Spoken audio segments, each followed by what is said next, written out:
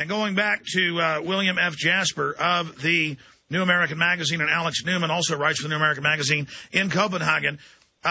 We just got the bad news from Alex, and I respect his view, but I want to get your view.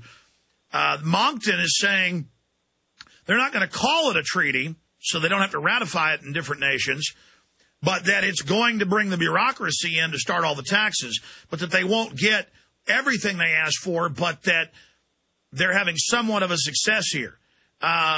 He was talking about the Danish text and other things. What is the sense of the research you're doing there on the ground? Is this a victory for the globalists, for the Rothschilds, for the Rockefellers? Well, Alex, I can go by my past experience. I've been at enough of these summits. It's the same at every one of them. You have all of this ambition, everything coming into it, and they got all the leaders of the world, and already as they start the summit, there's bickering over text. You have all these different bracketed texts. You'll hear them talking about bracketed text. That's because different parties to the treaty have all different kinds of ideas about whether to put reductions at 10% or 20% or 50% in our contributions for reparations at how many billion ones. So there's all these differences of opinion as to how much they're going to tax us to death and how fast, and those types of things that the one worlders and the leftists just can't get all their ducks in a row. And of course, all the reparations don't go to starving Africans for the deadly carbon dioxide. No, it all goes to Maurice Strong. Right. It always goes to the dictators and the bankers and those who are running the show. And so what happens at these summits is you have all of this chaos and confusion going on, and hassling and haggling back and forth, and then midway through it they say, "Oh, it's a crisis. There, we can't. We're not going to get this through." It was the same thing in Rome for bringing about the International Criminal Court. I said at the beginning I was doing interviews by radio from there. I said, "Well, they're saying that they're not going to get the court they want, and it's going to all crash down." So what they do is they start putting on the pressure, and they start bringing in all the big guns. At that time, Bill Clinton and all the other. So it's a shake and bake operation. It's like making pancakes out of a box. They use reverse psychology of getting everybody there, building up expectations, then saying, "Too bad we failed." So then all the smaller parties want to sign on to feel like they were part of history. Right. Just watch here. They're going to be saying, you'll be seeing this. They'll say, "The world is watching. We have to do this. The world is calling on us. We've let this go for all these years, Kyoto and all of this stuff since Rio in '92.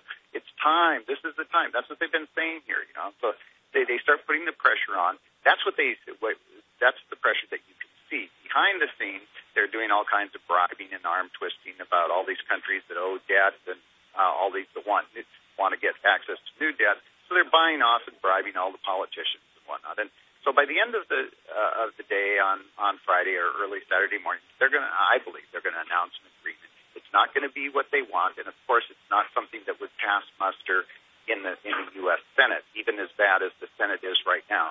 But what they want to do, what they know they have to do, is get an agreement that they can that will qualify as what they call soft law.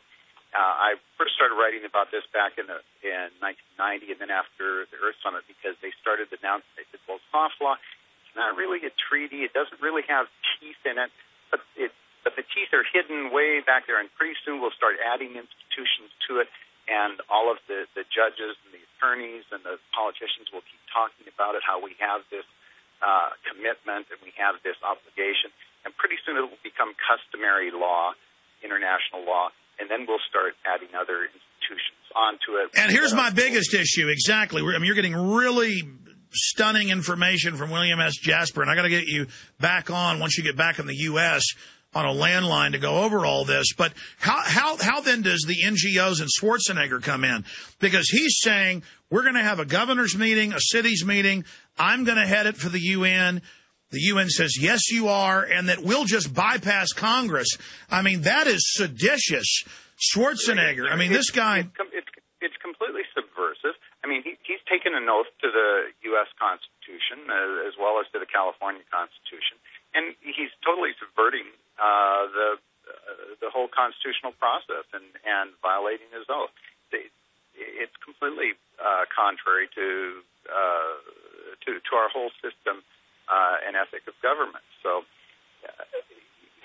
what they're doing is in this whole process, just like creating these stakeholders in civil society. It's really a form of the old Soviet in the Soviet Union. They had these Soviets. That's where they got it from. These circles, these Soviets, where they would bring the communists bring together the doctors and the lawyers and the students and the intellectuals and all.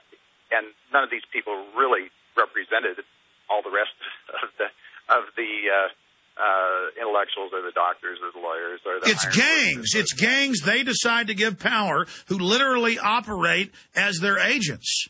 Yes, and so that's what they're doing here. It's a total farce, only it's a very deadly one. And there's all of this. What's at stake here is, of course, not just the trillions of dollars. I wrote a story recently. We're talking about here at the conference of $100 billion of reparations for the North to pay the South. But UNEP, United Nations Environmental Program, called for $45 trillion as the debt, and Ban Ki-moon said $20 trillion. So. And by the way, I'm sure you've seen this, but Ban Ki-moon gave an LA Times article interview, and he said, we will enforce global governance on you, whether you like it or not.